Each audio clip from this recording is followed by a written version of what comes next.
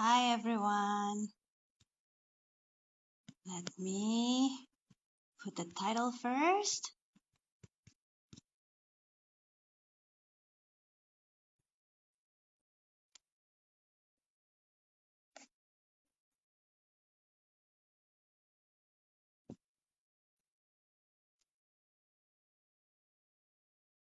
Okay.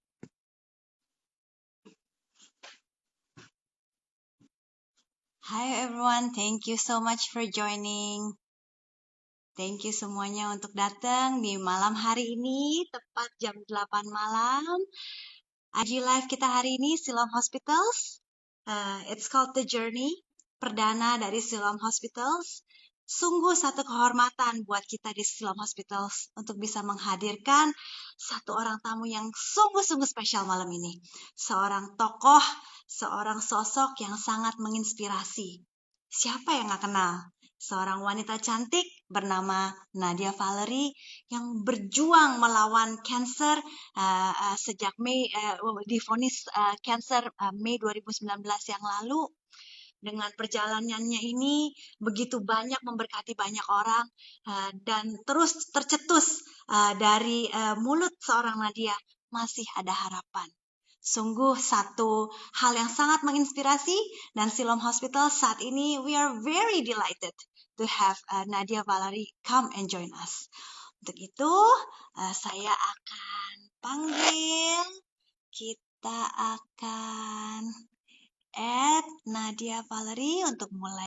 Let's see. Here. Hai. Hai. Halo. Bu Hi Amel. Nadia. How are you? Good. Sehat, baik. Thank you so much. Thank you so much for coming. Thank Thank you you. so much untuk bisa mengisi acara IG Live kita di Siloam Hospital hari ini. Banyak sekali yang udah tunggu, banyak sekali yang udah penasaran dengar ceritanya Nadia. Mungkin akrab dipanggil Nana kali ya. Nana aja. Biasanya banyak yang panggil Nana. Jadi mungkin tanpa berlama-lama, I know we only have 1 hour. Mungkin Nak, boleh nggak cerita sedikit tentang perjalanannya Nana dong? Waktu awal-awal, ketahuan, how you felt, what did you do dan sebagainya. Mungkin awal-awal dulu kali ya. Oke. Boleh ceritakan. Ya. Mungkin kalau followers Nana sebagian udah tahu ceritanya, tapi pasti banyak yang baru juga di sini. Jadi perkenalkan, saya Nadia Valerie, tapi biasanya dipanggil Nana, akrab disapa Nana aja. Jadi Nana divonis kanker kelenjar getah bening itu di tahun 2019, jadi tepat baru setahun yang lalu. Itu posisi aku masih berusia 23 tahun, jadi bisa dibilang cukup muda untuk sebuah penyakit kanker gitu ya. Dan jadi terjadi cepat banget, yang bisa dibilang nggak ada gejala yang gimana-gimana, cepat banget, tetap tiba-tiba emang divonis kanker, kemudian menjalani treatment kemoterapi, ya udah sampai sekarang I'm still here, masih survive, yay. Nah, sebenarnya waktu dulu itu bisa sampai divonis kanker itu pernah ada kayak tanda-tanda atau riwayat keluarga atau apa nggak sih, Nak? Enggak sama sekali. Jadi untuk di keluarga Nana itu dari papa ataupun mama sama sekali nggak ada yang punya riwayat cancer. Jadi malah kalau kita ngomong penyakit lain seperti jantung gitu itu malah ada. Tapi yang kayak kanker itu yang sama sekali nggak ada. Jadi I'm the first bener-bener dari keluarga papa ataupun mama. Dan kalau kita ngomong gejala juga, sebenarnya aku ini yang sehari-hari tuh sehat banget, jarang sakit, gak ada gejala sama sekali sih. Cuma lebih ke waktu itu bisa notisnya itu karena kayak sakit perut yang kayak emah gitu. Jadi benar-benar sepele banget gejalanya gitu. Dan sakit perut yang kayak emah itu waktu itu pertama kali atau memang udah beberapa kali terjadi? Sebenarnya kalau diingat-ingat lagi itu udah cukup sering ya selama beberapa bulan belakangan. Tapi Nana itu orangnya sangat apa ya, bisa menahan rasa sakit gitu. Yang orangnya Ah, kadang-kadang kan banyak kan, pasti banyak orang yang seperti Nana yang kalau misalnya masih bisa ditahan, ditahan dulu deh gitu. Kayak merasa masih kuat gitu. Nah, itu seringkali seperti itu. Biasanya malam-malam sakit perut terus ditahan hingga akhirnya yang satu kali ketahuan itu yang aku sampai ke rumah sakit. Jadi hmm, sebelum-sebelumnya sama sekali nggak pernah ke dokter loh. Kayak satu kali itu aja ke rumah sakit gitu. hmm. Oke, jadi nggak pernah terasa apa-apa, cuman something Yes. very light, tahu-tahu it was already serious gitu ya. Ya. Waktu divonis itu waktu itu di Indonesia atau di mana, Nak? Waktu divonis itu jadi sebenarnya gini, waktu itu Nana berobat kan aku domisilinya di Surabaya. Jadi di Surabaya sudah sebenarnya ke beberapa rumah sakit itu belum vonis resmi sih, karena vonis kanker itu kan baru diberikan setelah tindakan biopsi. Tapi waktu itu Mhm, memang dari beberapa pemeriksaan alat scan, kemudian dari dokter juga menilai, beberapa dokter tuh sudah menduga ada dugaan besar kalau ini memang mhm, kanker gitu. Dan akhirnya Nana dirujuk untuk melakukan biopsi. Tapi waktu itu jujur berat banget kan buat kita sekeluarga buat mhm, nerima kenyataan ini yang tiba-tiba banget. mhm, Akhirnya mhm, waktu itu ada penolakan banget sih yang sampai, aduh jangan-jangan salah nih, dan akhirnya kita berusaha cari second opinion gitu. Waktu itu mhm, akhirnya uh, ya sebenarnya jujur sama sekali nggak pernah punya pengalaman berobat di luar negeri, tapi mhm, karena waktu itu orang tua kayak takut banget dan pengen kasih yang mhm, terbaik, akhirnya mereka waktu itu bawa ke Singapura, dan mhm, di sanalah akhirnya Nana melakukan tindakan biopsi. Dan akhirnya ketika di mhm. biopsi, ya emang, ternyata emang sama seperti yang dokter-dokter sebelumnya bilang, emang positif kanker ginjal kita bening. Gitu. Okay. So, when you found out, how did you feel? Klise banget sih ya tanya how did you feel ya pasti sedih deh. Tapi how did you Iya, fight iya. through it? Eh, Gimana ya? Perasaan awalnya itu pasti, yaitu denial sih, pasti denial. Terus kayak, pasti orang-orang tuh kebanyakan pasti akan bertanya-tanya gitu. Sama seperti Nana, aku langsung kayak mikir, aduh Nana salah apa ya selama ini? Kayak masih muda, kena penyakit kayak gini. Kayak ini benar gak sih? Ini mimpi apa kenyataan kayak gitu. Tapi jujur aku termasuk orang yang cepat move on-nya ke next step. Jadi nggak mungkin lah ada orang di dunia ini yang tiba-tiba divonis kanker bisa langsung senyum ketawa-ketawa kayak gini. Itu nggak mungkin. Pasti semua ada prosesnya. Jadi dari tahapan denial itu akhirnya move on ke tahap udah, sampai kapan sih kita mau kayak gini? Kayak dengan kita nangis, dengan kita marah, ini nggak akan menyelesaikan masalah, nggak akan menyembuhkan, malah bikin tambah sakit gitu. Akhirnya waktu itu seminggu kali ya, cuma seminggu itu momen benar-benar sedih, down. Setelah itu memutuskan untuk oke, kalau memang ini nyata dan memang ini udah nyata, the only way untuk bisa survive adalah dihadapi dengan cara yuk kita berobat gitu. Hmm, hmm. Oke, udah agak yang berat-berat nih pertanyaannya di awal. Mungkin agak santai sebentar nih sebentar ya, karena saya udah lihat nih beberapa udah mulai kasih pertanyaan. Tapi mungkin sebelum kita masuk ke pertanyaan-pertanyaan dari apa namanya para Instagramers, kita sedikit game sedikit boleh kali ya, Naya? Yang Boleh, boleh. ringan-ringan dikit aja. Oke. So, Aku malah tak takut kenal. ya, Nana malah suka yang serius. Ah, gitu ya. Takut nih. Kan tak Boleh, boleh. kenal maka tak sayang, ya kan ya. Oke, Jadi we want to get to know you a little bit more. Nah, oke, boleh. jadi kita udah prepare berapa question nih, nah. Ah, cepet Oke. aja, this or that ya ceritanya ya. Oke. Ya, Yang cepet aja. So, number oke. one, beach or mountain? Mountain. Nasi or mie? Nasi. Morning or evening? Evening. Pop or rock? Pop. Coffee or tea? Coffee. Text message or call? What? Text Oh, message text or call? message. Text Oke. message. Pancake atau waffle? Waffle. Lari atau sepeda? Sepeda. Dogs or cats? Dogs. Cake or roti? Cake. 50s music or 80s music? 80s. 50s kayaknya nggak tahu. Alaska or Hawaii? Hawaii? Nggak suka Comedy or gitu. romance? Komedi. Pasta or pizza? Pizza. The old Nana or the new Nana? The new Nana. Yeay, oke.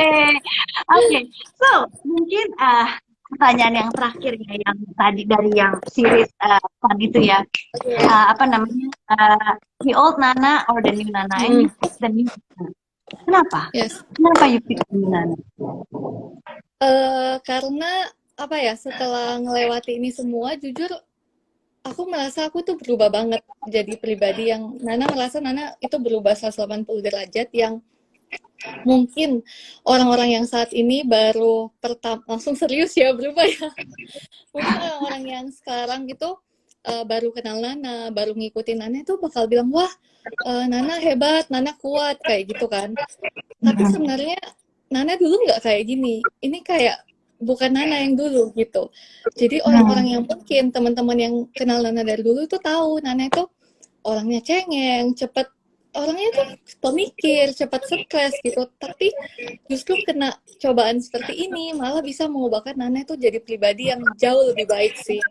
Yang menurut aku lewat pengalaman ini tuh dapat banyak banget pelajaran, banyak banget value yang orang lain mungkin mau coba juga nggak bisa gitu, nggak semua dikasih kesempatan untuk ngelewatin ini gitu. Dan ya menurut aku sih sekarang Nana yang sekarang dengan Nana yang dulu mungkin hanya jangka waktu 1 tahun. Nana yang 23 tahun tuh Nana yang hidup masih buat dirinya sendiri gitu, tapi hanya dalam jangka waktu 1 tahun itu kayak melalui pengalaman ini tuh langsung berubah banget visi hidupnya juga. Jadi aku rasa menurut Nana sih bukan seberapa lama kita hidup di dunia ini, tapi seberapa berarti kita bagi orang-orang di sekeliling kita, seberapa banyak orang kita inspirasi, menurut aku itu yang lebih penting sih. Jadi kalau Nana ngerasa sekarang hidup itu udah kayak, wah cukup banget, karena Nana rasa tujuannya itu udah tercapai gitu. Iya. Kita masuk ke beberapa pertanyaan ya dari beberapa yang sudah masuk. Memang ini banyak yang pertanyaan memang banyak yang double-double, tapi kita coba screen supaya lebih ini ya. Satu pertanyaan yang pertama, Nana sebenarnya udah total sembuh atau belum sih? Ini pertanyaan. Ini sebenarnya pertanyaan yang sulit untuk dijawab karena sebenarnya kalau kita cari nih di Google kayak nggak ada istilah kata sembuh total untuk cancer survivor, karena yang namanya cancer itu dia anytime dia bisa balik lagi gitu. Jadi sebenarnya bukan menggunakan istilah sembuh, tetapi yang digunakan adalah istilah remisi. Remisi itu adalah suatu kondisi di mana di tubuh Nana itu sudah tidak ditemukan sel kanker yang aktif. Dan saat ini kondisi Nana gitu, kayak udah nggak ada sel kanker aktif, udah bersih. Tapi kalau kita ngomong sembuh total itu kan total itu artinya selamanya ya, kayak nggak ada yang bisa menjamin sih gitu. Karena ya pengalaman nyata dari teman-teman sesama cancer survivor, nggak sedikit juga yang setelah berapa tahun gitu relapse gitu. Yang berikutnya nih ada dari HNT Jaya. Divonis kanker umur berapa? Tadi umur 23 ya? 23. Iya, ini tadi udah tulisan sembuh total atau belum. Yang kedua ini Yeni 21 Store. Apakah selama ini menjalankan aktivitas seperti biasa atau istirahat? Jadi selama ini mungkin aku bagi dua. Yang pertama ketika masih ongoing treatment, jadi ketika masih pengobatan kemoterapi, itu tentu aja nggak bisa aktivitas biasa. Jadi ketika kita sedang menjalani treatment cancer tuh ada beberapa, jadi bisa kemoterapi, radiasi, imunoterapi. Tapi waktu itu untuk Nana dan mostly kebanyakan orang kemoterapi, itu jujur nggak mungkin bisa seperti biasa, karena ketika kita kemoterapi itu setelah kemo sampai, wah kemo itu obatnya kuat banget. Yang kita kemo hari ini, efeknya tuh lastnya sampai 10 hari. Jadi selama 10 Hmm. hari itu ya nggak mungkin bisa beraktivitas kayak orang normal, karena tubuh ini udah kayak, bukan tubuhnya kita yang kayak biasa lemas, terus uh, imun tubuhnya kita tuh drop banget, leukositnya drop banget. Jadi kalau kita ketemu banyak orang, interaksi banyak orang juga nggak terlalu baik. Jadi ya banyak istirahat, banyak di rumah. Tapi setelah selesai treatment, ya sekarang udah seperti biasa. Malah setelah survive dari cancer ini, malah semakin banyak kegiatannya. Nah, Gitu. suka ini nggak sih, Mama suka bilang-bilang nggak sih, aduh Nana jangan forsir dulu deh, gitu kan? Maksudnya kan ya biasa ya, kalau abis kena cancer terus balik ke aktivitas, sekarang tadi katanya udah lebih sibuk lagi. Ada nggak sih kayak dari keluarga bilang, aduh jangan dulu deh, jangan dulu, atau gimana gitu? Sering banget sih. Itu apalagi namanya orang tua ya. Termasuk Mhm. waktu aku, tapi Nana orangnya kan nggak bisa diam gitu. Jadi waktu treatment Mhm. aja ngapain, masih kuliah, masih ujian, masih tesis, masih kerja gitu. Dan waktu itu ya mama, papa semuanya satu keluarga pasti stop dulu, fokus Mhm. treatment. Selesai sekarang, kadang kalau pulang kerja kayak capek, mukanya tuh kayak capek. Padahal kan capek normal kayak orang lain. Ya mama itu kayak apa cuti dulu kerjanya, apa stop kerja dulu kayak gitu. Jadi over Hmm. banget sih khawatirnya. Emang ya namanya orang tua ya. Ya, ya, ya. Mhm. Oke. Berikutnya ada pertanyaan lagi dari Aulia. Biaya untuk kemo berapa sih? Apakah kemo harus ke luar negeri? Oke, jadi aku akan mulai jawab dari alasan kenapa memilih luar negeri ya. Mhm. To be honest, Mhm. karena keluargaku itu yang seperti Nana bilang sama sekali nggak punya riwayat cancer. Jadi kita benar-benar nggak ada pengetahuan soal kanker itu. Dan yang namanya kanker itu penyakit yang bisa dibilang berpacu sama waktu. Jadi antara kankernya nyebar duluan atau kita obati dulu, kemo dulu supaya sebelum dia nyebar kayak gitu. Jadi emang semua Mhm. dokter bilang kayak ini penyakit yang nggak kamu tunda 1 bulan aja udah beda ceritanya gitu. Waktu Nana ketahuan Mhm. kan itu stadium 2 dan memang Mhm.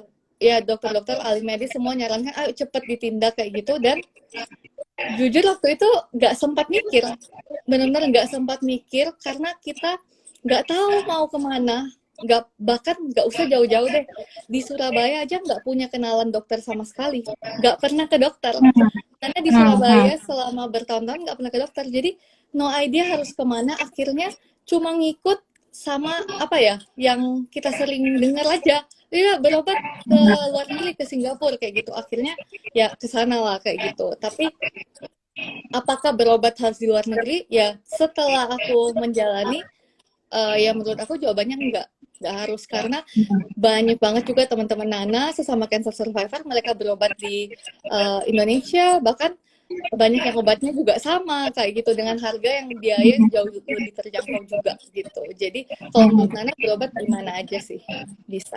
Mhm. Following up on that question ya, Nak ya. So kan memang waktu itu sempat berobat di luar negeri, jadi memang udah ngerasain lah ya Iya, bagaimana rasanya berobat di luar negeri dan sebagainya. Terus terakhir nih kan kita juga lihat Nana kan sempat PET scan di iya. Indonesia di MRCCC. Bisa nggak you elaborate on your experience? How was your experience waktu PET scan di Indonesia ini? Oke, jadi sebenarnya memutuskan buat, jadi karena Nana itu riwayatnya pernah berobat di luar negeri, terus memutuskan pindah ke Indonesia pasti banyak pertimbangan juga ya. Dan itu pertimbangan awal tuh mulai dari sebenarnya kemauan tuh dari Nana pribadi, karena ya itu lihat teman-teman pengalaman banyak yang di Indonesia, dan akhirnya Nana mikir kayak kenapa sih harus jauh-jauh, kenapa sih harus buang kos lebih banyak gitu. Apalagi Mhm. Nana merasa oh ya PET scan gitu kan, jadi akhirnya ngajukan ke orang tua, ke mama gitu. Dan namanya orang tua pasti takut kan, kayak aduh pengen cari yang terbaik. Dan akhirnya sebelum aku PET scan di MRCCC itu bulan Februari itu sebenarnya udah sempat ke sana sama mama gitu. Survei Jadi dulu. ya, jadi sebelum tindakan udah survei dulu. Jadi mama aku itu mau lihat dulu situasinya kayak gimana gini-gini Ya. baru dibolehin gitu. Dan akhirnya setelah aku ke sana, terus jujur salah satu pertimbangan utama adalah karena MRCCC itu kan spesifik khusus buat cancer gitu kan. Jadi menurut Nana sih secara orang awam dari luar melihat wah kalau khusus cancer pasti kan lebih spesifik terhadap cancer gitu.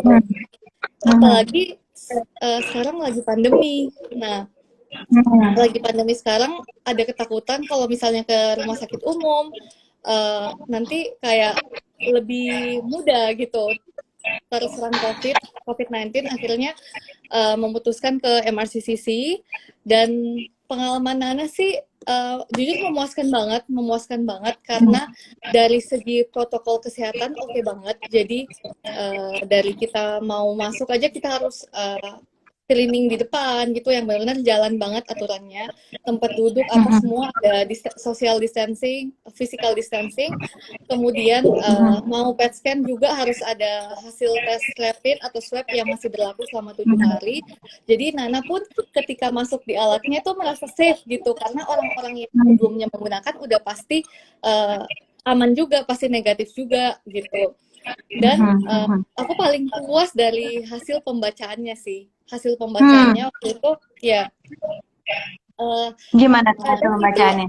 ya karena aku bukan cuma di MRCCC ya, aku sudah ya scan tapi bukan PET scan sih kayak CT scan, USG itu di Surabaya itu udah beberapa kali dan seringkali tuh pembacaannya kadang sulit dimengerti gitu buat kita kayak gitu dan ya kadang terus terang kadang dokternya jelasin juga kurang jelas jadi kita sebagai pasien tuh nyangkut gitu nggak tenang gitu tapi waktu kemarin itu hasil pembacaannya sama dokter nuklirnya MRCCC tuh jelas banget jadi kita baca tuh puas ngerti maksudnya apa langsung puas banget pasti balik.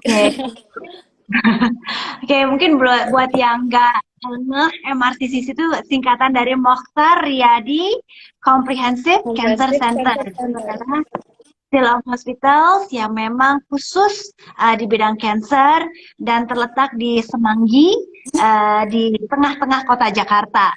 Nah, di mana kemarin Nana PET scan. Nah, PET scan ini 1 tahun sekali berarti ya, Naya? Untuk sekarang masih 6 bulan sekali. Oh, 6 bulan sekali. Oke. Jadi ya. Tapi kemarin waktu sempat konsul sama onkologisnya di sana juga sama dokter Jeffrey, katanya nanti kan Nana mau balik PET scan tuh bulan Maret 2021. Nanti semisal Maret 2021 itu bersih, nanti bisa setahun sekali gitu. Wow. Oke. So, apa namanya? Tadi kan bicara tentang sempat survei dulu sama lalu akhirnya lakukan juga kan tuh surveinya Februari tapi actual tindakannya PET scan baru ini ya, baru Oktober barusan ya kayaknya ya. Benar. Oke. Waktu lihat sama realitanya sesuai atau jauh banget atau malah realitanya lebih baik atau malah gimana? What was your experience? Jujur lebih baik karena waktu itu nyari tentang MRCCC mungkin kalau millennials kan pasti nyari di Google kan. Nyari di Google gitu-gitu fotonya apa masih kurang bisa mendeskripsikan gitu. Kayak rasanya aduh masih belum puas, pengen harus lihat ke sana langsung kayak gitu. Dan pas lihat ke sana langsung ya puas banget kayak begitu masuk lobi rumah sakitnya aja wah ini nggak kayak rumah sakit nih gitu. Sebenarnya waktu awal-awal ya kalau misalnya kita cari rumah sakit sebenarnya consideration Kanana tuh apa sih gitu. Kalau ini banyak yang tanya kan ya, consideration Kanana tuh apa sih kalau untuk memilih rumah sakit, kriterianya apa? Apalagi untuk sesama pengidap cancer misalnya ya, untuk yang ini mungkin ada beberapa yang pengidap cancer ya. Apa sih beberapa hal yang perlu menjadi consideration?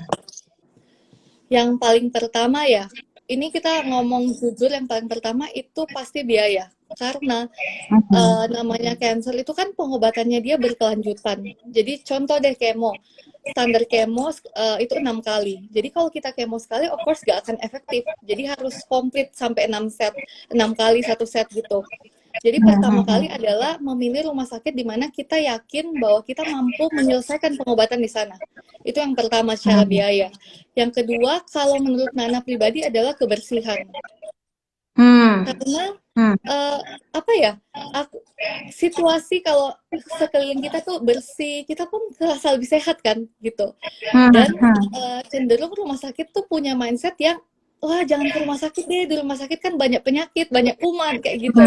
Tapi kalau lihat Hmm. rumah sakitnya tuh bersih, semuanya tempat perawatannya tuh bersih, nyaman, itu kita pasien pun pasti nyaman gitu. Yang Hmm. ketiga pasti Hmm. dari segi ahli medisnya, yaitu dokter dan Hmm. juga suster.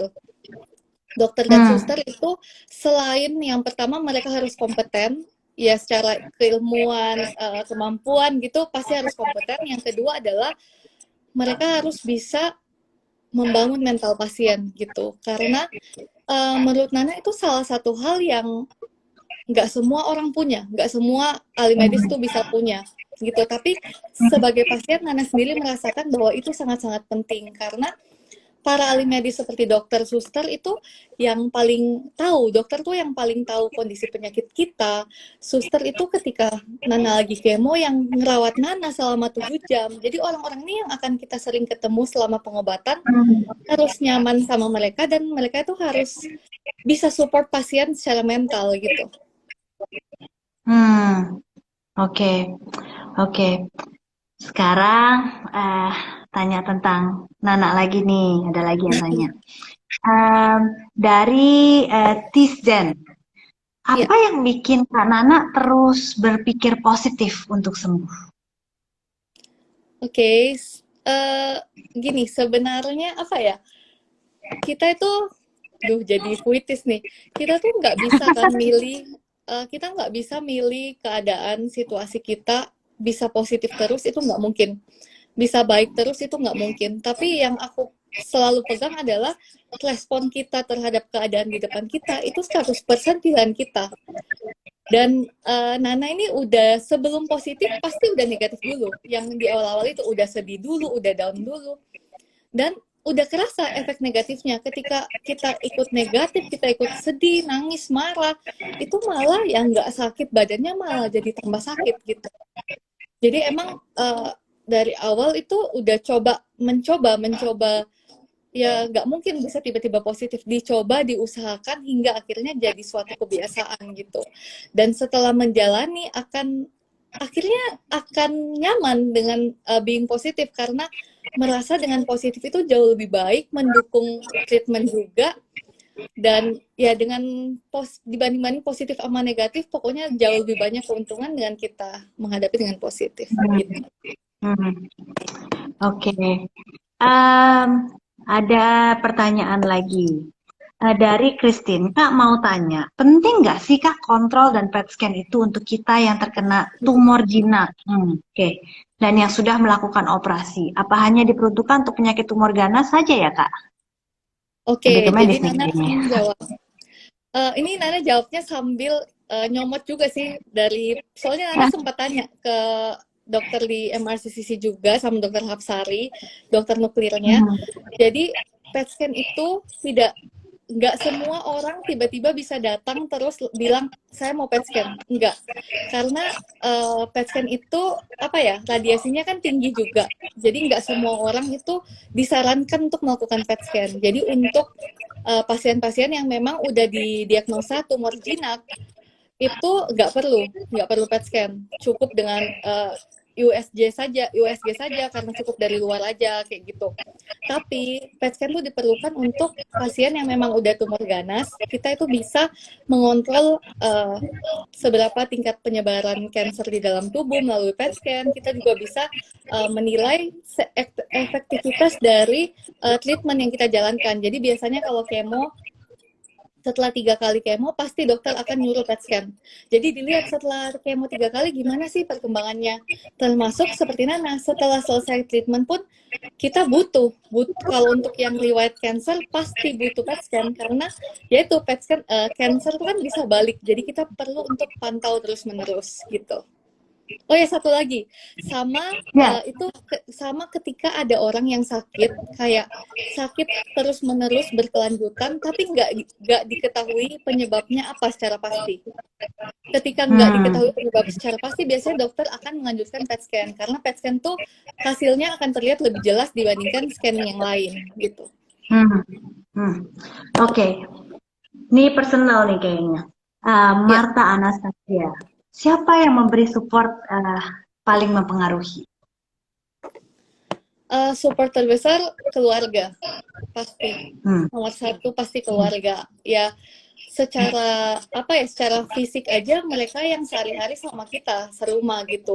Yang paling banyak berinteraksi sama kita gitu. Jadi keluarga, kalau bisa dispesifikkan lagi ya pasti mama sih. Pasti mama, karena ketika anak sakit, ya kita lihat ibunya tuh jauh lebih sakit gitu. Jadi ya jadi sedih. Ketika Nana sedih, Nana nangis waktu habis kemo gitu, sakit nangis, lihat mama tuh dia jauh lebih sedih daripada Nana. Kelihatan jadi sampai kadang aku tuh bingung. Yang di kemo siapa, yang nangis siapa gitu, yang kesakitan siapa gitu, malah mama lebih kesakitan gitu. Jadi akhirnya kita bikin gimana sih situasi di rumah itu harus positif. Jadi lupakan deh nangis-nangis, kalau ada satu yang nangis dimarahin, nggak boleh nangis. Jadi serumah itu harus senyum terus, harus semangat. Jadi pasiennya semangat, yang ngerawat juga semangat. Akhirnya di rumah itu kita bangun gimana suasana bisa sepositif mungkin. Oke. Gitu. Oke. Berikutnya ini ada pertanyaan juga dari Julianto Nurtanio. Kak, jaga makan pentingnya. Pola makannya Kak Nana bagaimana? Nah, ini banyak banget yang penasaran. Kalau Nana untuk sekarang jujur kayak nggak yang pantang ini, pantang itu. Lebih ke berusaha hidup balance saja sih.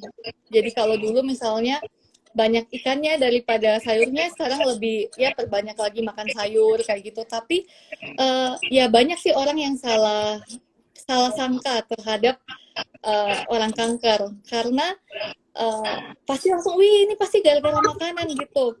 Nah setelah terjun sendiri ternyata Nana, teman-teman Nana, para survivor tuh banyak yang malah dokternya itu nggak kasih pantangan, yang malah lebih ke yang penting balance, makan apa yang kamu mau tapi nggak boleh berlebihan, yang penting happy kayak gitu. Karena perlu diketahui fakta bahwa mostly sebagian besar cancer itu disebabkan random. Jadi malah banyak banget orang-orang yang pola hidupnya sehat banget, yang jaga makan, tapi kita nggak tahu namanya penyakit, ya datang aja tanpa diundang gitu. Ini lagi menyambung dengan pola hidup sehat nih, Nah. Kayaknya saya lihat di Instagram, Nana lagi getol-getolnya olahraga banget nih, Nah. Apa sih yang memotivasi kok kayaknya getol banget gitu? Motivasinya diet. Diet? Udah kurus kamu diet lagi? Nah, pasti banyak yang nanya. Jadi, ya itu, ya gitu, kita serumah Nana sama kakak-kakak tuh emang suka gitu. Kalau misalnya kita lakukan sesuatu, ayo bareng-bareng biar semangat gitu. Jadi karena salah satu mau merit, dia mau merit pasti dong mau diet gitu. Ya udah serumah ayo diet bareng-bareng biar ngefek kayak gitu. Sama kayak waktu ngelawan kanker kemarin, yang kanker satu tapi semuanya kayak kanker, semuanya ikut berjuang gitu. Semuanya ikut berjuang. Jadi kita prinsip utama di keluarga Nana sih, siapapun yang lagi susah, itu kita semua susah bareng. Jadi apapun kita hadapi, kita berjuang bareng. Jadi diet pun satu diet, semua diet. Gitu. Iya. Oke, ini ada lagi pertanyaan. Bagaimana Kak Nana melihat peran rumah sakit dalam membantu pemulihan kondisi Kak Nana? Peran rumah sakit masuk pemulihan nih ceritanya nih.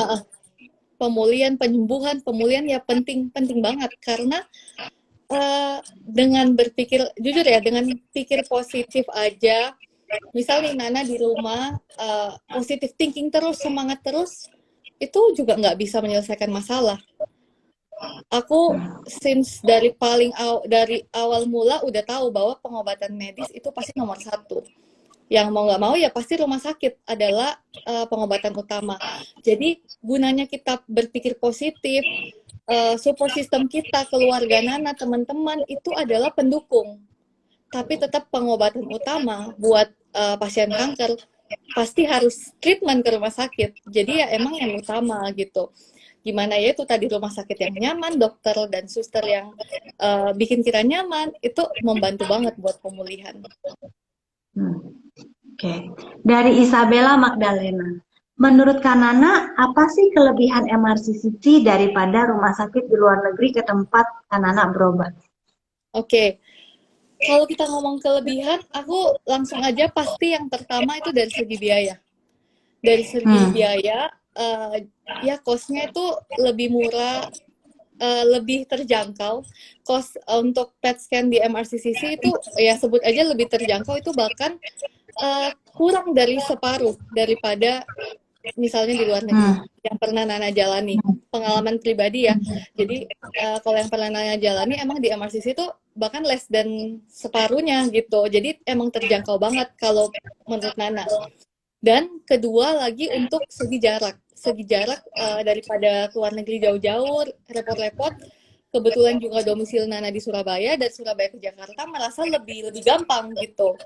Apalagi sampai Jakarta, walaupun jujur Jakarta juga kota yang asing buat Nana, tapi kemana-mana tuh bisa pesan taksi online, terus supirnya juga bisa bicara bahasa Indonesia, jadi pasti lebih feel home banget. Salah satu hal yang waktu Nana kemoterapi itu yang mungkin belum banyak orang yang tahu, aku setiap kali kemo itu pasti besoknya langsung pulang. Kalau nggak besok, itu terakhir malah Nana request setelah kemo kita langsung ngejar pesawat yang paling malam. Jadi langsung dari rumah sakit langsung ke airport, langsung pulang. Karena apa? Waktu itu aku bilang sama mama, Nana nggak merasa di rumah gitu. Nana nggak merasa nyaman. Kayak walaupun misal di luar negeri nginapnya di hotel yang cukup nyaman, tapi tetap Nana nggak merasa nyaman. Mau Nana makan pun rasanya makan pun rasanya nggak enak di tenggorokan gitu, karena aku memang seleranya Indonesian food banget gitu. Jadi pas kemarin bisa PET scan di MRCCC itu seneng banget bisa kuliner di Jakarta. Jadi ya feel so home banget sih kalau emang di Indonesia itu. Teman-teman juga jadi lebih mudah berkunjung gitu.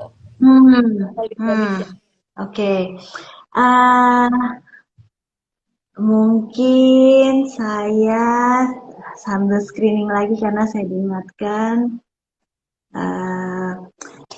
Kak mau tanya, dokternya langsung rekomen kalau harus kemo? Oh iya, silakan. Kenapa nggak radiasi, dan dari dokter ada penjelasan tentang radioterapi atau tidak? Jadi biasanya radiasi itu setelah setahunannya sih ada beberapa temen tuh yang radiasinya itu lanjut setelah kemoterapi. Jadi setelah kemoterapi masih radiasi lagi, tapi lebih ke ini sih, beda-beda cancer, beda treatmentnya, dan beda-beda pasien juga treatment yang diberikan juga beda, karena kondisi setiap tubuh kita tuh beda-beda banget. Jadi kemo pun nggak semua orang bisa yang sehari. Jadi kalau Nana kan kemonya sehari tuh, jadi di one day care aja, sehari duduk 6-7 jam pulang kemo gitu. Tapi kalau orang lain tuh ada yang bisa harus nginap 2-3 hari, jadi obatnya dibagi 2-3 hari. Nah kalau masalah treatment itu menurut Nana sih lebih bagus dikonsultasikan ke yang ahlinya, yaitu dokter onkologis gitu. Kalau Nana ikut dari dokter aja sih. Okay. Nana, I know there are a lot of questions for you, tapi kita juga tahu waktunya terbatas. Jadi mungkin Saya jawab ada satu pertanyaan, ada beberapa orang yang menanyakan tentang PET scan, Oke. prosedurnya dan sebagainya. Jadi mungkin untuk yang ingin tahu tentang PET scan bisa langsung WhatsApp aja kali ya ke Iya, iya. appointment CCC. Mungkin saya infokan nomornya di sini adalah 0815 1150 0181. I know this is long, tapi datang aja ke rumah sakit, kita punya website www.silamhospitals.com, klik on MRCCC, mungkin akan dapat info lebih lanjut juga tentang cancer, tentang PET scan dan sebagainya. Uh, Mungkin one last question to wrap Oke. up, Nana. Pesannya apa nih untuk yang pada nonton di sini nih? Kira-kira pesannya untuk mereka yang fighting with cancer, untuk mereka yang mungkin sudah remisi, dan yang mungkin masih Nah, berjuang bersama dengan keluarganya. Silakan, Nak. oke. Pertama, pesan buat yang masih berjuang melawan kanker. Nana mau bilang semangat. Nana tahu pasti nggak mudah buat kalian. Tapi Nana pengen kalian tahu kalau Nana bisa share di sini malam ini. Nana udah berhasil lewatin 1 tahun yang lalu. Artinya kalian juga bisa gitu. Artinya masih ada harapan buat kita. Mau orang di luar itu bilang kanker tuh wah penyakit yang mematikan gitu. No, enggak karena ya kita bisa lihat sekarang gitu dari suatu penyakit kanker itu bisa justru membuat kita jadi pribadi yang jauh lebih baik gitu. Untuk teman-teman yang masih berjuang, kayak semangat, you are not alone, kalian nggak sendiri. Kayak kita semua berjuang bareng-bareng. Cancer itu benar-benar komunitasnya kuat banget sih. Pasti semua cancer survivor di luar sana, aku yakin pasti sangat hancur hatinya ketika dengar ada orang yang kanker. Jujur itu sangat sedih buat Nana, dan kita berharap teman-teman yang masih berjuang tuh bisa bareng-bareng sembuh. Kita semua berharap kayak gitu. Jadi kayak jangan pernah merasa sendiri, kayak terbuka share ke orang-orang di sekeliling kalian, karena percaya deh, ketika kalian tertutup nggak mau cerita ke siapa-siapa, kalian akan merasa kayak wah kok cuma aku yang kanker, merasa paling sendiri di dunia ini. Tetapi ketika kita mulai share, maka orang-orang lain tuh akan datang. Wah, aku juga kanker, Nana, aku juga kanker. Dan kamu akan sadar kalau banyak banget orang di dunia ini yang kanker. Tapi fakta kalau saat ini kamu masih survive, mau saat ini keadaan kalian tuh masih jauh dari baik, tapi kamu masih bertahan, itu bukti bahwa kamu itu pejuang. Dan kalau Nana bisa, Nana yakin kalian juga pasti bisa. Itu buat teman-teman yang masih berjuang. Kemudian untuk teman-teman yang udah remisi, sama seperti Nana kondisinya, Nana mau pesan, ini pesan yang selalu dikumandangkan sama mamaku di rumah sih. Ingat, jangan terlena. Selalu kayak gitu. Mama selalu bilang jangan terlena, kayak ya kita udah pernah mengalami, kita harus menjaga hidup lebih sehat, dan juga yang kedua harus rutin kontrol gitu. Rutin kontrol itu salah satu sarana yang paling menurut Nana paling penting gitu. Karena cancer tuh kadang nggak bisa dilihat dari secara luar, kasat mata. Jadi harus ya itu melalui scan gitu. Jadi jangan stop sampai di sini perjuangannya, tapi ingat, cancer itu something yang kita mesti aware terus. Jadi ya semangat terus ke depannya gitu. Terus ada satu lagi buat teman-teman yang sekarang mungkin teman-teman yang sekarang sehat-sehat aja, ya pasti Nana berharap sehat-sehat terus, dan yaitu dengan pengalaman Nana harap kalian lebih aware bahwa cancer itu adalah penyakit yang nggak cuma orang tua gitu yang bisa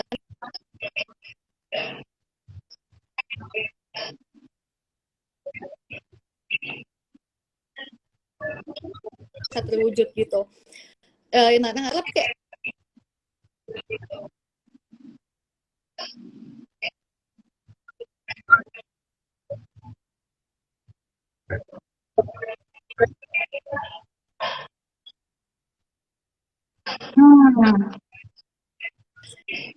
cancer caregiver ini, orang-orang yang merawat pasien kanker ini adalah orang-orang yang penting-penting banget. Jadi orang cancer tuh sering cenderung merasa kayak sendiri gitu, merasa kayak kalau sendiri tuh rasanya kayak nggak mampu, udah nggak sanggup lagi dia udah mau nyerah gitu. Please kayak temani mereka, kayak ada di samping mereka, support mereka. Kalau ingatkan kalau mereka itu nggak sendiri, kayak buktikan kalau kalian memang peduli, kalian memang sayang, karena itu akan sangat berdampak ke pemulihan mereka. Dan ya, Nana berharap dari live malam ini juga bisa, dari yang tadi Nana sharingkan, bisa memberkati kalian semua yang nonton, bisa jadi semangat juga buat kalian semua. Oke, thank you banget nih Nana. Terakhir banget, 24 Oktober nanti Hari Dokter Nasional. Mungkin ada pesan-pesan untuk dokter-dokter kita di Indonesia? Nana mau bilang thank you sih, honestly dulu gak merasa sebagai orang yang perlu dokter, karena dulu gak pernah sakit.